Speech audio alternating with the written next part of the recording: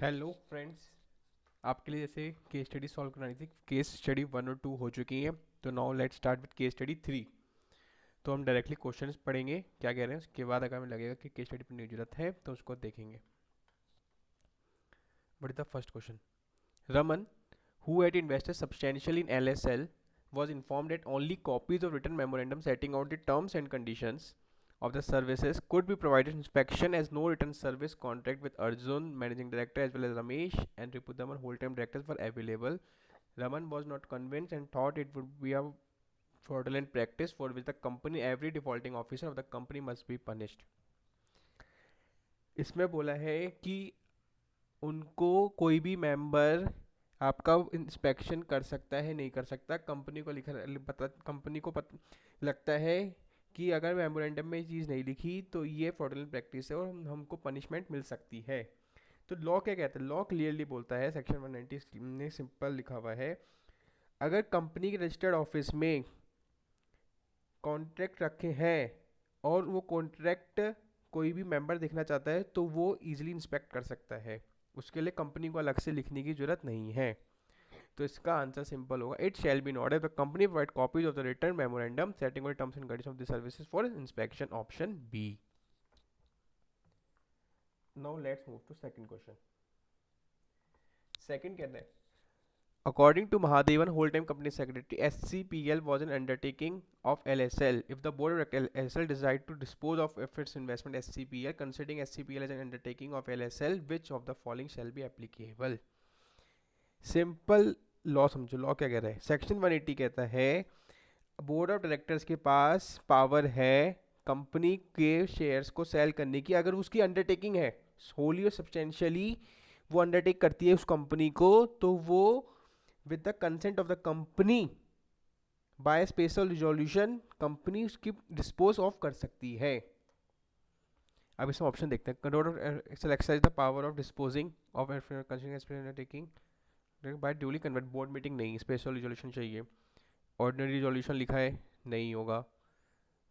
By special and director by seeking up jurisdictional registration नहीं चाहिए। exercise the power disposing of his investment SCPL considering SCPL undertaking lesser only with the concern by the special resolution। खाली special resolution से हमारा काम बन जाएगा, that is option D। According to the case scenario, board of directors of LSL state that Raghuram had participated in several board meetings and assented to various decisions which had both pecuniary and operational impact. In addition, the board had passed several resolutions during that period. Accordingly, the board in one of its meetings decided by passing a resolution that wrongfully appointed director Raghuram shall make good the losses if any over the period remain executive director, all the resolution passed during his period assented to him by shall be valid and stand good। अब company ने appoint करा था रघुराम को as a director. अब उसको कुछ time बाद पता चलता है कि जो रघुराम है वो तो इनवेल डायरेक्टर की गलत अपॉइंट हुआ है। अब उसके बीच में उसने जो भी एक्शंस लिए हैं उसके दौरान वो वैलिड हैं, कंपनी इसके कह रही है। लॉ क्या कहता है? लॉ भी यही कहता है, अगर आपका कोई भी डायरेक्टर बाद में पता चलता है कि डिस्क्वालीफाइड है या डिफेक्टिवली अपॉइंट हुआ है और उससे पहले उसने जो भी एक्शन लिए हैं सारे के सारे वैलिड माने जाएंगे। इस केस में क्या ऑप्शन होगा? ऑप्शन ए क्या होगा? Decision of the board is correct because no act done by person as director shall be doomed to be invalid if it is subsequently noticed appointment was invalid by reason। simple answer A। required to get all the resolution passed during the नहीं, हमें कुछ parts करने की जरूरत ही नहीं है। Ordinary resolution special resolution cancel नहीं करने पड़ेंगे, ऐसा कुछ भी नहीं है। उसके पहले उसने जो भी डिसीजंस लिए हैं वो सारे के सारे वैलिड हैं। Case scenario state that LSL after complying with the required legal formalities made some political contribution and incurred some expenses during the financial year 2019-20। LSL showed it in its financial statement rupees 11 lakh as political contribution, 3 lakh as advertisement and business promotion expenses। Law में साफ लिखा है अगर political contribution से related हमने जो भी expense करा है, whether it's donation, whether it's advertisement, whether it's any brochure expenses, political related से पार्टी से रिलेटेड हमने कोई भी खर्चा करा है वो आपका पूरा पॉलिटिकल पार्टी से रिलेटेड ही खर्चा हम दिखाएंगे, ऐसा नहीं कि उसको अलग दिखाएंगे। तो यहाँ पे हम total 11 lakh plus 3 lakh total 14 lakh हम उसको शो करेंगे कि आपका पॉलिटिकल कंट्रीब्यूशन है। Disclosures made by licence financial is correct? No. LSL was required to disclose 10 lakh as political contribution, 4 lakh no. LSL required to disclose as political contribution, total उसको 14 lakh as a political contribution दिखाना पड़ेगा. Option C, no. Option C is the answer. Okay friends, let's start with case study 4. What case study 4 saying out? Just a minute. Okay, from the case it is observed KBL, a listed company, is being merged with ABL which is unlisted company. KBL जो listed company merge होने जा रही है किसके साथ? ABL के साथ जो unlisted company है. Under the scheme of merger, the KBL shall transfer of all of its assets and liabilities to ABL. Basically KBL कि सारे एसेट लाइबिलिटीज किस में ट्रांसफर होते हैं? एबीएल में, जो अनलिस्टेड कंपनी है. From the following for choose one indicate as to when the ABL shall become listed company of the KBL is merge with it. तो कह रहा है कि एबीएल कब लिस्टेड कंपनी बन सकती है. लॉ ये कहता है कि अगर ट्रांसफर कंपनी लिस्टेड कंपनी है और ट्रांसफरी कंपनी अनलिस्टेड कंपनी है, इसमें ट्रांसफरी कौन सी कंपनी होगी? ABL. Transferee company unlisted company ही रहेगी जब तक वो लिस्टेड कंपनी नहीं बन जाती. तो एबीएल इस कंडीशन में आपकी अनलिस्टेड कंपनी ही रहेगी. ABL shall continuously become listed company, correct. ABL shall immediately become listed company, no. ABL shall after merger के बाद बन ही नहीं सकती जब तक वो सारे कंप्लायंसेस जितने भी पूरे नहीं कर सकती जो भी प्रोसेस होती है लिस्टेड कंपनी बनने के लिए, नो. तो option A is the correct answer. According to the case scenario, tribunal by order sanctioned that arrangements leading to merger and made provisions for all the required matters which enter alia, included valuation of shares and payment to such shareholders KBL who decided to opt out the transferee company of ABL. From the following options choose the appropriate one. इसमें लिखा है कोई भी company अगर transferee company listed company, transferee company unlisted company है और उसमें कुछ शेयर होल्डर्स चाहते हैं कि उनको नहीं जाना उनकी कंपनी, उनको पैसा अभी चाहिए, तो इस कंडीशन में जो सेबी ने अमाउंट स्पेसिफाई करा होता है उससे वो कम नहीं दे सकते. तो इस कंडीशन में अगर केबीएल के कुछ शेयर होल्डर्स चाहते हैं कि उनको पहले से ही मेरे को एबीएल में नहीं जाना, मेरे को अपना पैसा अभी चाहिए, तो उस कंडीशन में जो भी सेबी ने डिसाइड करा होगा उससे कम नहीं हो सकता. उससे ज़्यादा हो जाए कोई प्रॉब्लम नहीं है, लेकिन उससे कम नहीं हो सकता. सेबी, सिंपल आंसर सेबी दे रखा है. Amount of payment of valuation for any share shall not be less than the wit has been specified by the securities and exchange board of India. Option सी.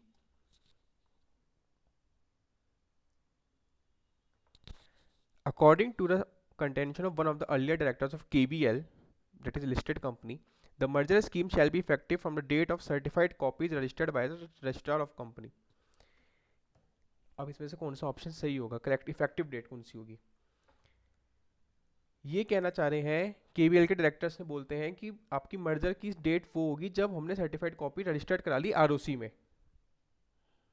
लेकिन section 232 merger and amalgamation of company का clearly लिखता है appointed date from which it shall be effective and the scheme shall to be effective from such date not the date subsequent to the appointed date.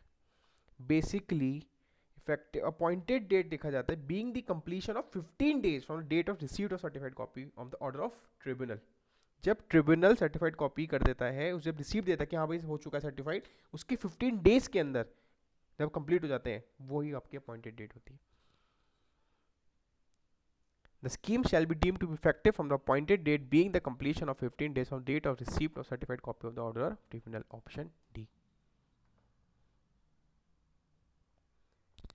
It is expected actual implementation scheme of merger is going to take some time. The board of directors of ABL wanted to understand the implementation of monitoring procedure by the authorities and the companies were directed to explain the same.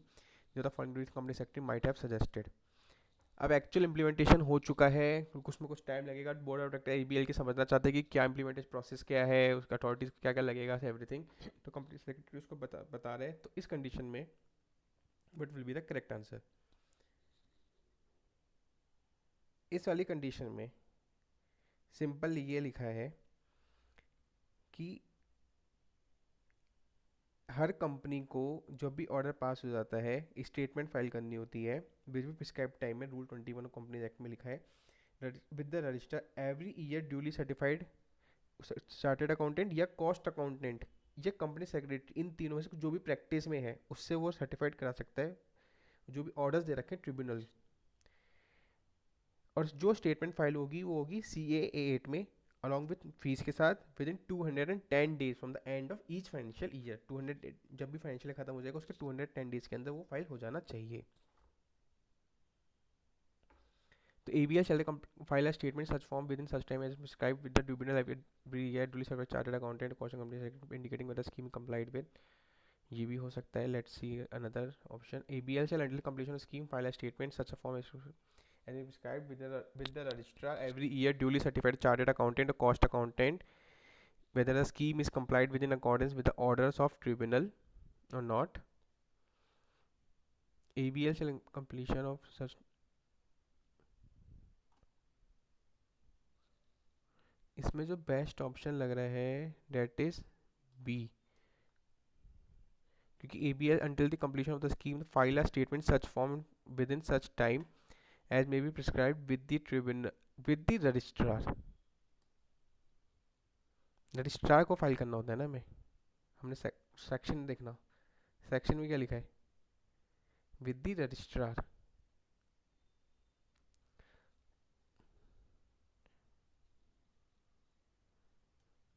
Option B. आपको सारे option ढंग से पढ़ने पड़ेंगे साले ऐसे cases में। According to case Nilesh, one of the directors of KBL had committed various offences contradicting different provisions of the Companies Act. On the merger of ABL, it was condemned. Nilesh thought wrongful acts were committed before the merger and therefore he should be relieved from all liability, punishment, penalties. Law में simple लिखा है अगर merger से पहले जो भी director जो भी पर्सन उससे रिलेटेड था उस कंपनी से रिलेटेड उसने कोई भी ऑफेंस करा है वो इंडिविजुअली उससे ही रिलेटेड है। अगर वो मर्ज हो जाती है डीमर्ज हो जाती है तो उस कंडीशन में ऐसा नहीं होगा कि वो ट्रांसफ़र हो जाएंगे ट्रांसफरी कंपनी को, ऐसा नहीं होगा। तो इस कंडीशन में KBL कि अगर डायरेक्टर ने नीलेश ने कुछ ऑफेंस करा हुआ है तो वो उससे रिलेटेड है और उसको ही वो चीज़ के लिए पनिशमेंट मिलेगी। The contention of Nilesh is not correct since the liability is not respect of the offense committed by the officers of default in transfer company by to merger amalgamation shall continue of such much merger amalgamation or acquisition। Simple यही answer है। इसमें contention जो नीलेश का वो correct सही नहीं है क्योंकि मर्जर के बाद भी उसके जो ऑफेंसेस थे उसके ही रहेंगे और उसको ही उस चीज़ के लिए लाइबल माना जाएगा। इस करेक्ट नहीं है, हो सकता है पार्शियली करेक्ट नहीं है, वो बोर्ड ऑफ डायरेक्टर्स उस चीज़ को रिलीफ नहीं कर सकते।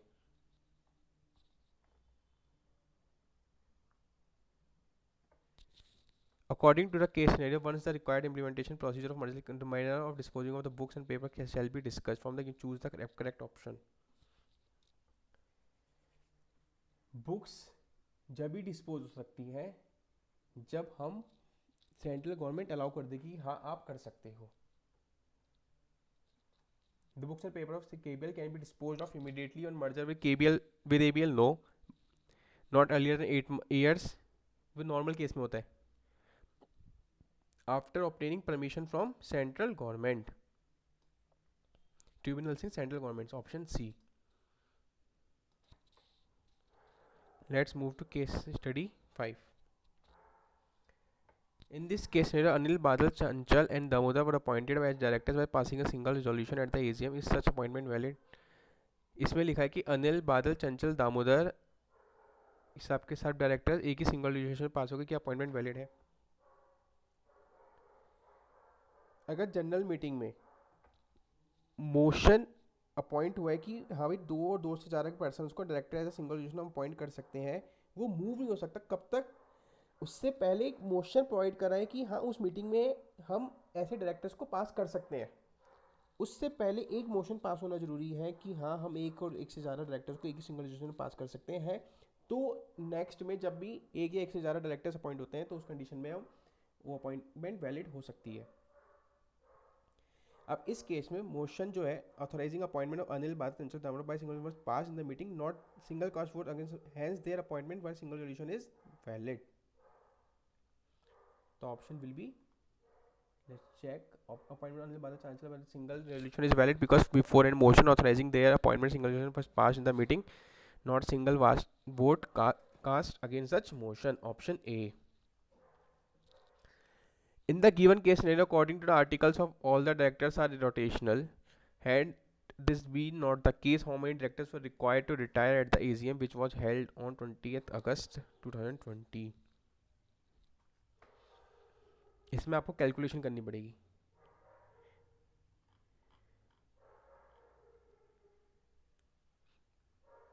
In the annual general meeting held on 20, the Anil Badal Chancellor number of appointed directors in place of Mohan Naveen Om Prasad for passing a single vote with simple majority. It is to be noted earlier the motion authorizing appointment by single was passed in the meeting and the not a single vote cast against such motion. देखो यहाँ पे वो line लिखी हुई है first question के लिए.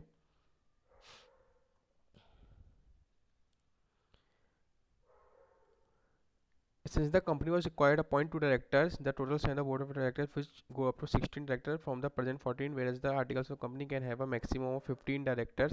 Accordingly, the articles were altered and the total strength was increased to 20 directors. अब हमें रिटायर करने हैं तो कैसे होंगे?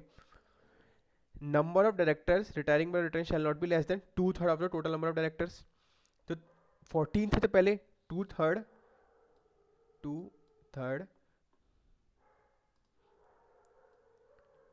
ऑफ 14 कितना होगा? अप्रॉक्सीमेटली 9.33. बस इसको राउंड ऑफ कर देंगे 10 में, because at least 2/3 shall be retiring bye rotation. Out of such director who retiring by rotation, in each case 1/3 shall be retire. Rotation कितने होंगे? 10 के. इसमें रिटायर कितने होंगे? 1/3. हमेशा याद रखना, अगर जब भी रोटेशन का केस निकालते हैं उसका 2/3 लेते हैं, उसको राउंडिंग ऑफ किस पे करते हैं? हाईएस्ट पे करते हैं. इस वाले केस में आपको कंफ्यूजन हो सकता है. और जो रिटायरिंग का केस होता है उसको नियरेस्ट पे राउंडिंग ऑफ करते हैं. 10th का 1/3 कितना होगा?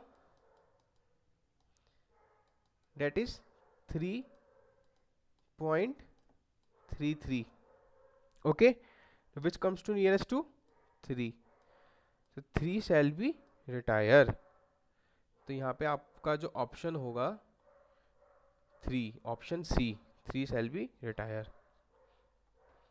In the given case scenario, if it is presumed that as on 31st March 2021 the turnover of a company is 87 crore and the paid as 12 crore, would the company still mandatorily required to appoint 2 directors? Section 149 simply कहता है public company की paid security 10 crore से ज़्यादा है, public company अगर उसका turnover 100 crore rupees या उससे ज़्यादा है, और पब्लिक कंपनी जिसका aggregate outstanding loans, debentures and deposits 50 crore से ज़्यादा एक्सीड कर रहे हैं, तो उसको एटलीस्ट 2 इंडिपेंडेंट डायरेक्टर रखने जरूरी है. अब यहाँ पे देखो टर्नओवर 100 करोड़ से ज़्यादा हो गया, आउटस्टैंडिंग लोन्स तो ज़्यादा नहीं है, पेड कैपिटल भी ज़्यादा नहीं है, लेकिन यहाँ पे टर्नओवर ज़्यादा हो रहा है. पेड कैपिटल 10, तो इस कंडीशन में company required to appoint minimum 2.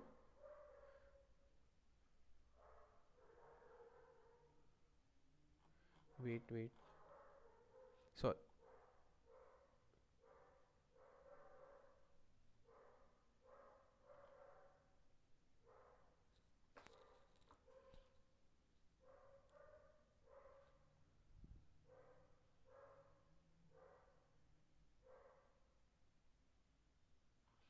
तो इस वाली कंडीशन में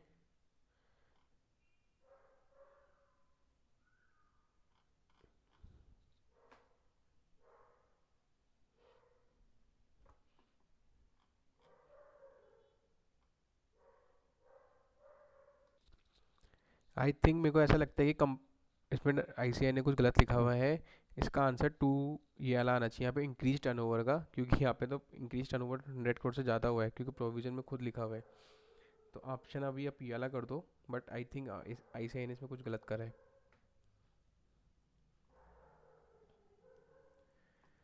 According to the case, the company altered the articles of association so as to increase the total strength of director up to 20 from the present 15 directors. जो the following option is applicable in such of case of alteration.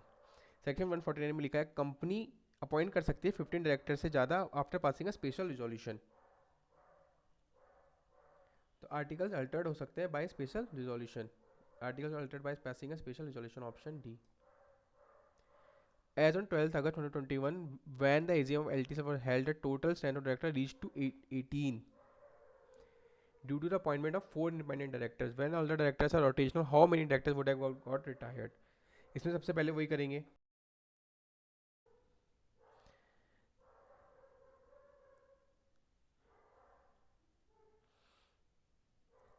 तो हम इसे total number of directors कितने मानेंगे? क्यों? क्योंकि fourth independent director है तो उनको कंसिडर नहीं करेंगे रोटेशनल के लिए। तो रिटायरिंग कितने रोटेशन के? 14। तो इस केस में 1/3 shall be retire.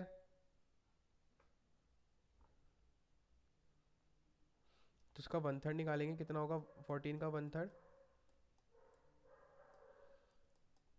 Date is 4.66। और रिटायर के केस में हम क्या लेते हैं? नियरेस्ट लेते हैं।